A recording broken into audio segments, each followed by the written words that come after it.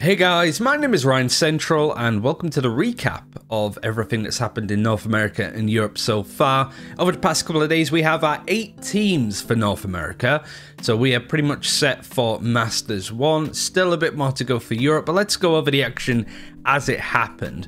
Before we actually get onto the bracket and how it's played out, I wanted to go over my predictions for North America again, because in some areas I'm part right, in some areas I'm glaringly wrong. I think when it came to the qualifying teams, I had 3 out of 4 right, which I'm pretty happy with considering all of the surprise results. But yeah, some really interesting stuff that's happened to go over it. Let's go over the straightforward stuff first. The teams that didn't qualify, on the first day even, being Dahunka Bonkulos, or Kooky Koalas, and T1. I had T1 winning up against Faze Clan in this result, but Dahunka Bonkulos, Kooky Koalas, they went out in expected fashion. They ran into the 2 teams that comfortably qualified, and you can't really say any fairer than that. Kooky Koalas did really good to qualify for the closed part of challenges, but you are really separating the men from the boys here. I do think that players like Harmon, Screwface, Anderson are really good, and this stack should continue to play together if they can.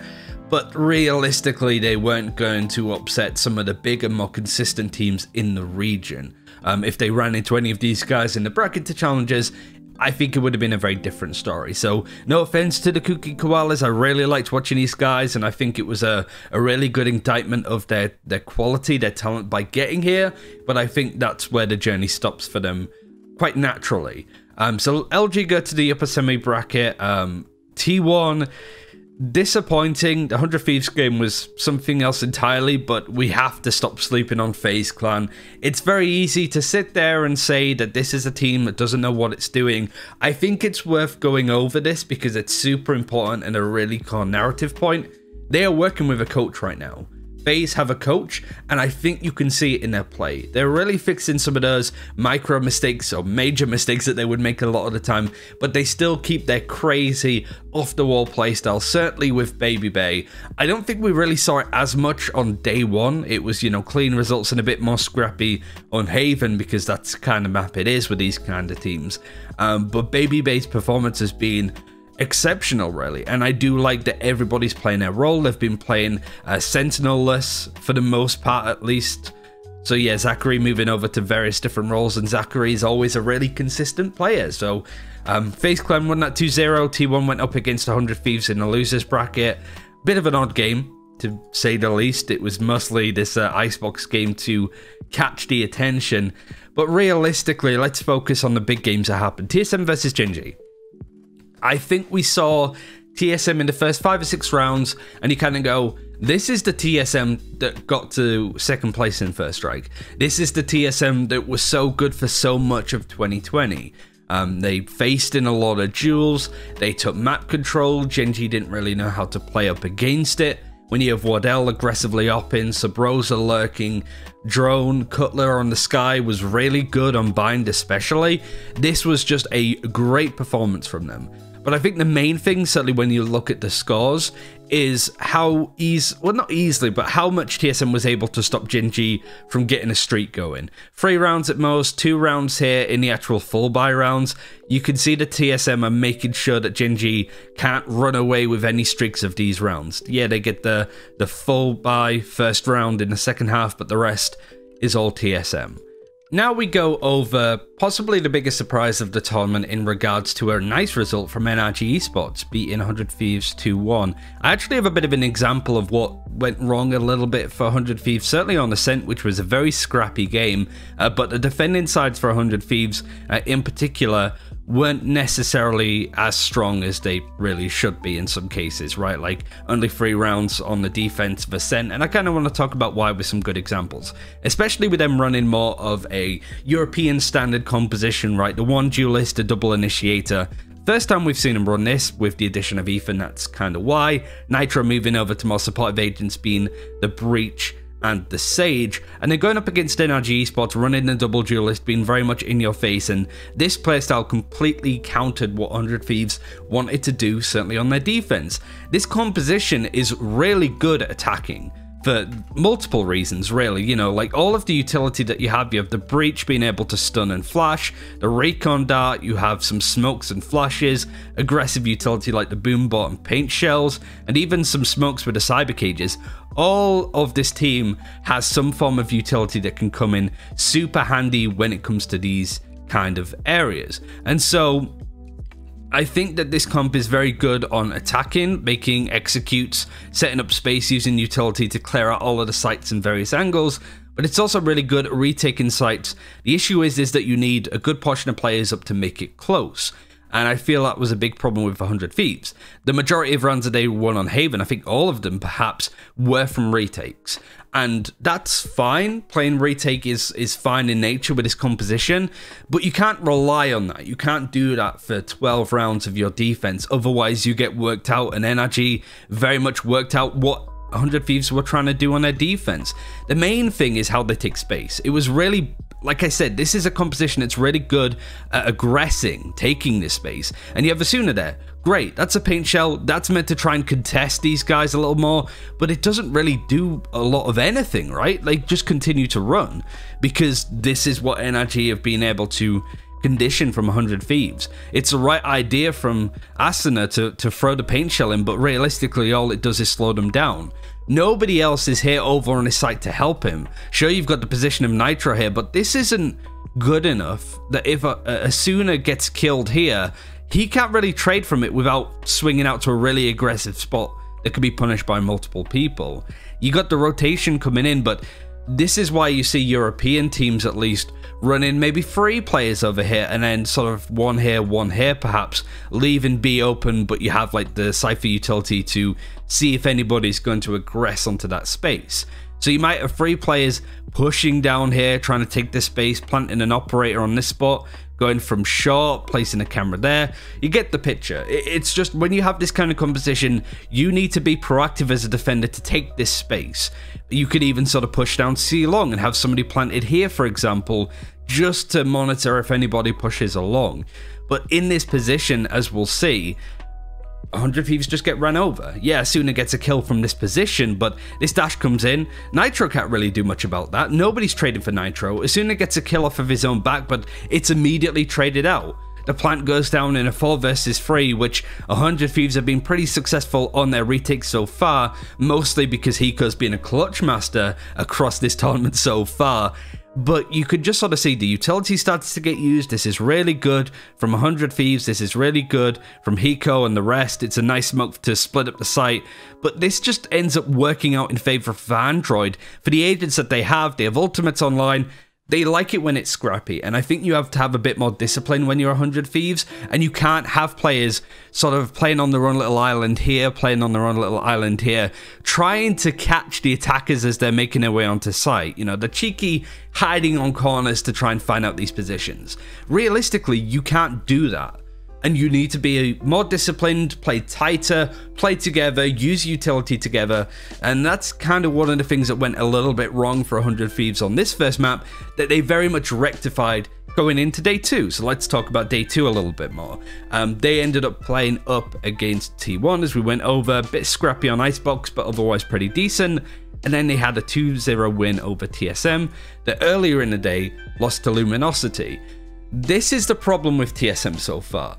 They are constantly fighting uphill because they allow teams to get such a big deficit of rounds on them, certainly at the start of halves, that they can play even against teams like LG and 100 Thieves. I don't think mechanically in the 4-buy rounds, TSM looked even against these teams. They didn't look behind, they didn't look weaker, they didn't look like a tier 2 team in those rounds. But the issue is they let 5 or 6 rounds go the way of LG. Then they get the pistol, then they get the 4-buy round afterwards. Suddenly you go from a 6-6 half to then being 10-6 up. And then suddenly you realize that you're on the ropes a little bit. Same thing happened here. Really good stuff from TSM to make it a 6-6 half. 4 rounds, 10-6 yet again, and they only take 1 in the second half. And this isn't, you know, explicit to them playing a bad defense. For example, they're attacking and they only take 1 round here. They're defending here and they only take 3 rounds. If they lose the pistol, that's fine, that's a meme for TSM to be expected, but then they lose the first full buy and then a round after that because they have to save again. It's this snowballing that is really screwing TSM over. I don't know if it's mental, I don't know if it's just players making mistakes that they shouldn't do, but this was the trend not only with their Luminosity game, but also their loss against 100 Thieves. 6 rounds in a row before TSM could get anything on the board, and then again they lose the pistol, they lose the first full buy, they lose the pistol, they lose the first full buy. Here they take the pistol, but they lose the first full buy, and they yet again allow 100 Thieves to take a couple more rounds in a row. They make it even, yet again, 6 all half, they lose the pistol, they get the full buy, but then 100 Thieves start running away with the game again. Something is wrong for this to keep happening on a regular basis, to lose 5 and 6 rounds in a row. It isn't acceptable for the caliber of team that TSM is. It just isn't. And so I don't think the TSM, based on their form yesterday, deserve to qualify for Masters. They're not a top 8 team. I do think that there's something to be said about the fact that you have the upper semi-final games. They lose it, they go straight into the losers round, and they're playing up for 2 chances to get into Masters. 5 out of the 6 teams that got to this stage lost both these games. So TSM got to the upper semi-final, they lost the game following. NRG, they lost this game, they lost the game following. That happened for 5 out of the 6 teams, which I think is interesting and certainly something for NRG to be cognizant of with the format, because this isn't an advantage at all, really. So it's quite interesting that that's going away, but TSM looking really rough at the moment, and roster changes I think aren't 100% guaranteed. I don't think they should necessarily be expected, but I don't think we're going to be surprised to see some players dropped in particular.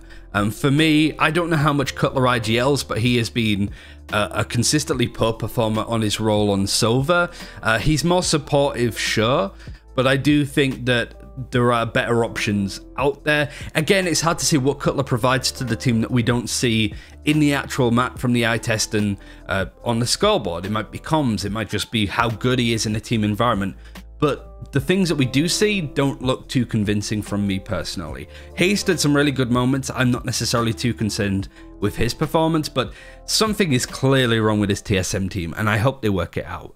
For the other side, FaZe Clan beating NRG 2-1.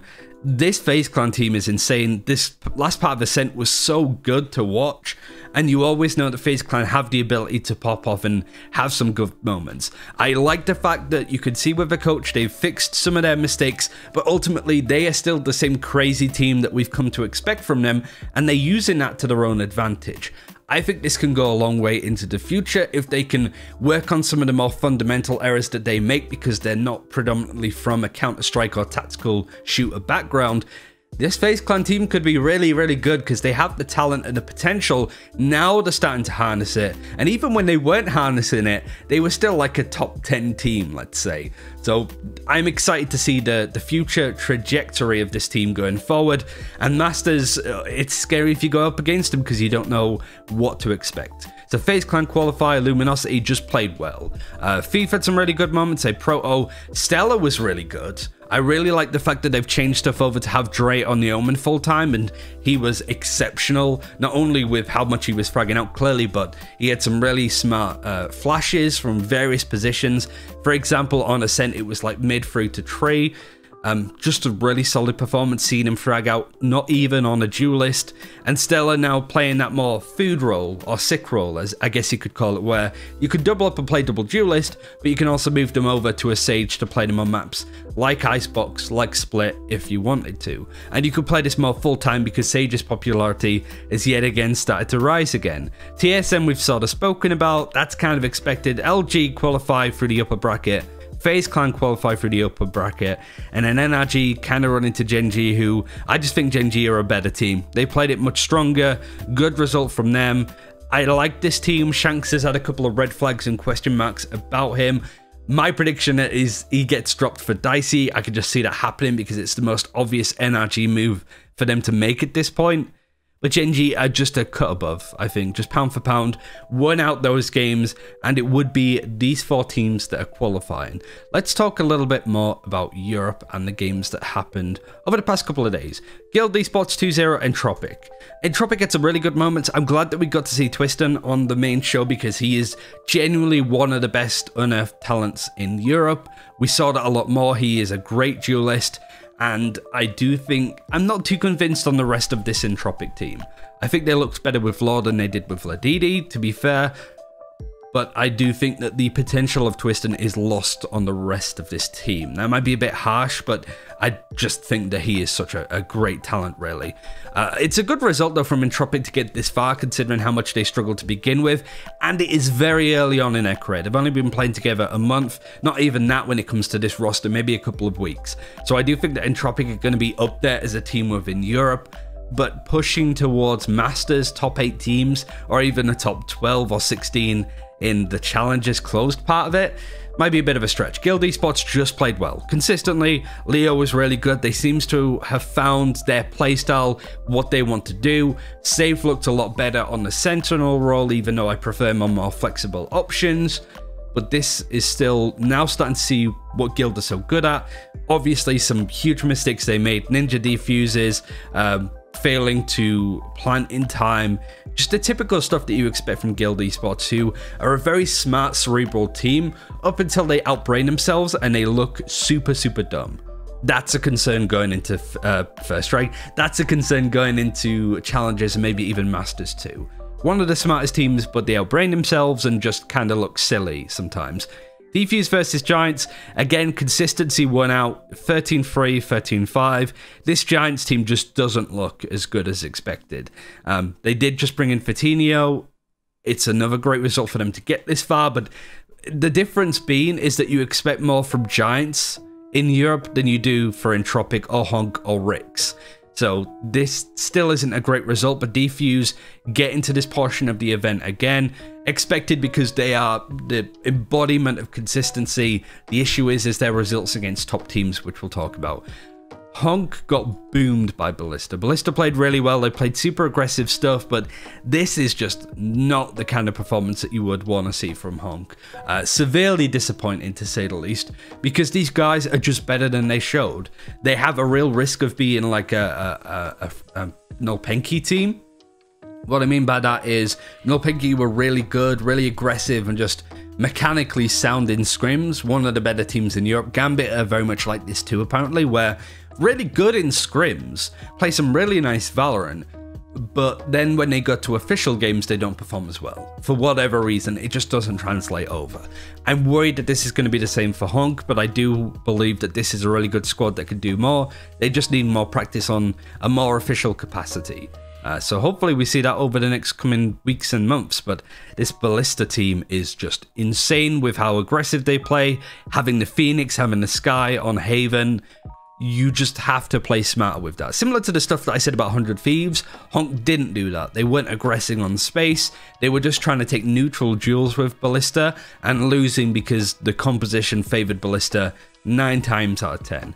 Razor Edge versus Rix, a really good series. Both of these teams are really solid and pretty much went all of the way, super close for both teams on the first 2 maps, but Haven was where Razor Edge and CNED especially started to show up a lot more. I said that Fry, he had an insane performance against Team Liquid, but realistically being able to do that consistently again, he still frags out a lot and has multiple 3Ks and 4Ks as you're seeing, but you can't rely on that all too much. I guess it's just unfortunate that Rix kind of lost out on some of the rounds and their attacking sides especially not really that good. You know, 3 rounds attacking, 3 rounds attacking, 3 rounds attacking. So they just need to work on their attacking rounds more than anything. Razor Edge, nice to see him at this portion. Now we get on to the predictions on who's making it to Masters. Wave versus Guild. This is really interesting because Wave have their own style, their own identity, super aggressive, but I think Guild individually have better players. Leo, Safe, Yassine can all have impactful rounds. It's whether they have worked themselves out enough to take on a team like Wave or get surprised.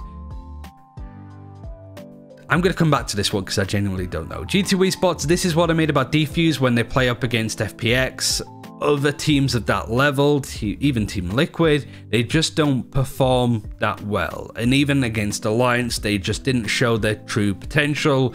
You have players like Logan being just insane a lot of the time on the Sentinel Killjoy role. But I do think the G2 Esports aren't going to let any prisoners go, and they are going to be a team qualifying for Masters. Fnatic versus Ballista. Honestly, I think this favors Ballista because Fnatic need to try and anti-strat them and play better. I do think the Fnatic should win, but I would be very concerned if they didn't. And I think the Ballista has a real shot at beating Fnatic, much like Wave did a couple of weeks ago, right? So Fnatic need to be very careful. This is upset city right now, so Ballista have beaten HSD, they've beaten Hunk, and they could beat Fnatic 100%. OG versus Raise Your Edge. I do think OG, CNED versus AKM will be interesting on the Jets, but ultimately, yeah, I don't think the Raise Your Edge have the potential to upset OG here. Now that OG look a little bit more certain in their playstyle, have had time to prepare and play. And I just think that OG are a better team than Raise Your Edge, but I could see all of these teams being upset at this portion of the tournament. Certainly because there's no double elimination bracket. We just have one game to decide who's qualifying, whereas, you know, for the rest of North America, you have many. I think for this, considering the games so far been valuing the teams that have made it to Challengers 2, I think Wave should have this. I would be really happy to see Guild qualify, and I want to see more of these guys, but Wave, they have a really unique playstyle. Guild might not be expecting, well, it will be expecting it, but they won't know how to play against it specifically, and might outboom themselves trying to work it out. So Wave, G2, Fnatic, OG are my predictions for today. All of the teams that didn't make it the first time round will make it this time. But these are really scary teams making their way in, and they have a point to prove. That's everything I wanted to talk about today when it comes to North America and Europe. We might talk about the teams making it to Masters, but we might also talk about the teams from other regions making it to Masters. CIS, Turkey, Korea. As I said, this whole channel is going to be steering towards Masters 2, the first international event with 10 major regions playing from around the world. This is going to be an absolute banger, and this is just the first step. See you in the future, and I'll see you in the next video. Take care.